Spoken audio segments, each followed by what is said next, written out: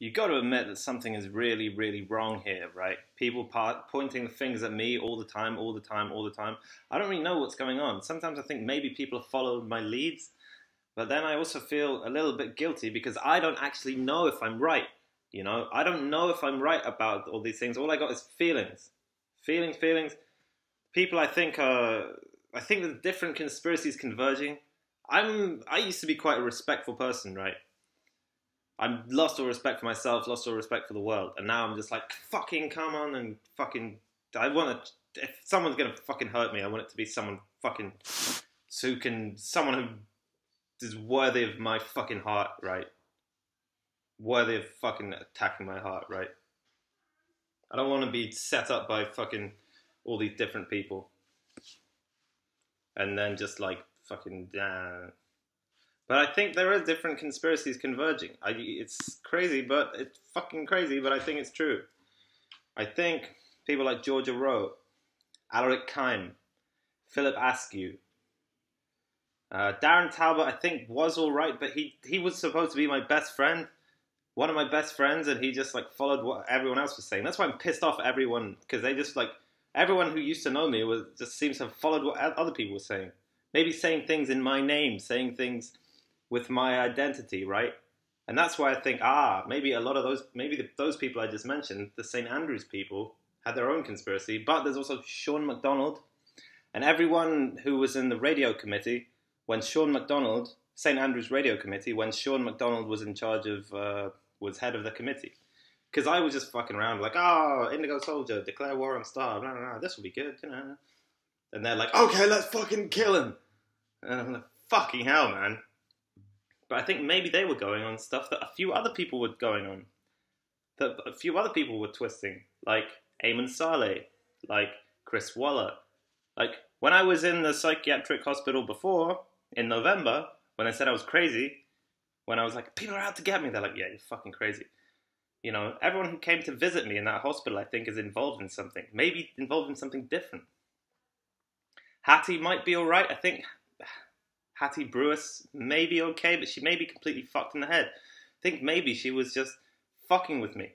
Off to Bali. Look at her fucking Facebook profile. Off to Bali. I think people want to take me to Bali, but that's just a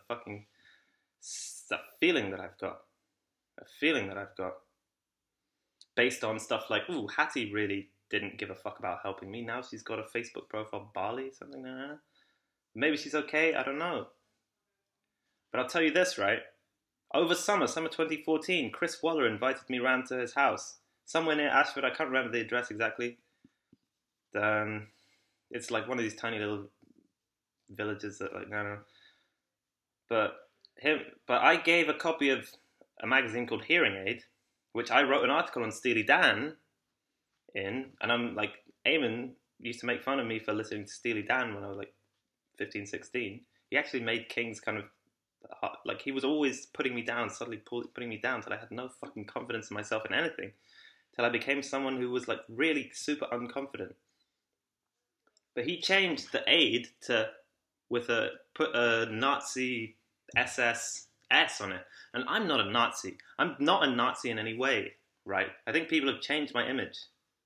Changed things I've said. Right? I mean, fucking hell, I've got, like, collecting communist memorabilia all my life, but I'm not a communist either. That was just in my teenagers. I think I'm quite socialist, but I'm not a communist. Don't worry, I'm not a communist. I'm not any extreme is bad, right? But he sent me a Snapchat of, I was like, hey, read this article on Steely Dan. You know, we love that Steely Dan, don't we? And he put an SS sort of S on the end of the AIDS, and then I started thinking, do people think I've got AIDS? Do people think I've got HIV? I don't have HIV. I don't have any sexual transmitted diseases. I mean, I got tested like a couple months ago, just a STD test in Greensands. They said I don't, and I was like, well, it just became a psychosis of paranoia that maybe I do for a while. I don't know. They said I don't. NHS said I don't, so I'll believe what they say.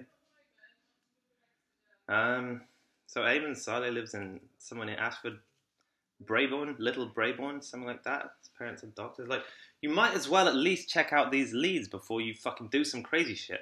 Because the last thing you gotta fucking admit, I got heart, right? I got heart. I know exactly what they're doing about boiling oil. Fuck, man, that's fucked up. For what? For what? I don't even have the fucking right to know what. Apparently.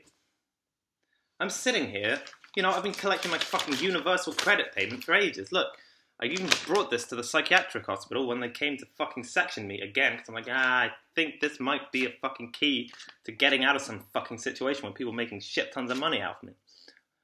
I think all my friends on Facebook, right, are basically like, ha ha ha, let's sort of steal his fucking money.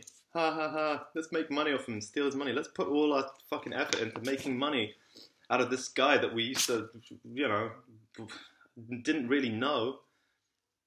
Definitely none of you fucking know me at all. So much so to the extent that now I think they're fucking filming me in this sham of a psychiatric ward where I've got a fucking guitar. Right? Guitar in psychiatric ward? Really? It's like... And I think people are basically being like, oh, is that Arthur? That's not even Arthur. Because Arthur was like really quiet because we were sort of like made fun of him after he sort of... But I didn't always used to be like that. I used to be quite boisterous and like a little bit boisterous and that. And like this is me back when I was like. Now that the world is all fucking with me, and I'm like, I'm like, fuck you, fuck you, fuck you, fuck you, fuck you. You know, I'm fucking summoning these darknesses to be like, hey, you know, I want a fucking proper...